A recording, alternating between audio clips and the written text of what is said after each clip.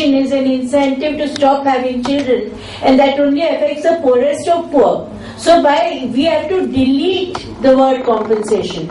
We have to include something called aftercare, medical aftercare, because that is what has emerged from a lot of presentations, that women are not being cared for and are landing up spending out of pocket to recover from the procedure.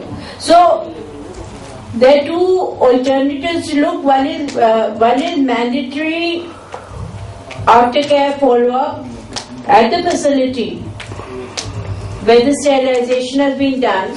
And second thing is that, see, laparoscopy as a method was adopted to fool people into believing that it is almost an outdoor procedure which requires only 4 hours of rest. So the families are happy that the woman is back at work, in the farm and at home, and the doctors are very happy because they can leave at 4 o'clock.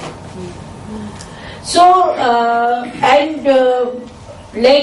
long time back I had gone to Anandpur at RDT, and they were doing only open tubectomies. After laparoscopy had been in the field for 20 years, because they felt that the outcome was much safer, more predictable, and that is why we don't even know the morbidity that is setting through the country among women. Some are complaining, some are reaching healthcare, some are not reaching.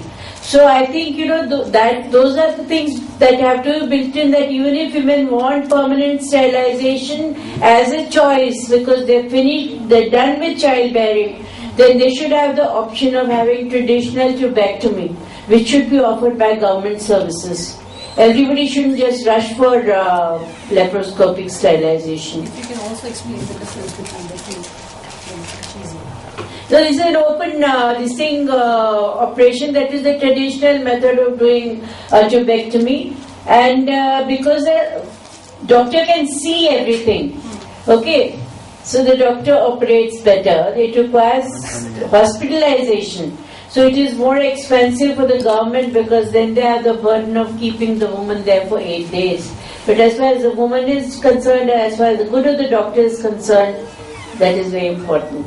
Second thing is, I think that if any doctor, there has to be some clause of culpability of the doctor. Because like there is one Dr. Mehta, not related to me fortunately, but who has that record of doing one laparoscopy in 45 seconds? And he brags about it, and I mean it's just fantastic, because you don't have that many laparoscopes. So that means you're putting from one patient straight into another something which needs to be actually sterilized. So it's an outright unsafe procedure. So I think the doctors also have to be held culpable, and the MCI should revoke their licenses, because they just love it, They'd like to. It's a record-setting marathon session that they like to run. But about incentives, we should be very careful, because that's where the poorest people suffer, and that is when they suffer is in the times of drought particularly. If there is a drought in the area, you find the number of sterilizations going up tremendously. So we should not encourage it. It is very inhuman. No, I am not focused in that incentives or any compensation. No, this is you talking about compensation. No, should first reach the right of all, people. I told that to form a community, regional committee, so that they can look after the patient after the operation. Yeah.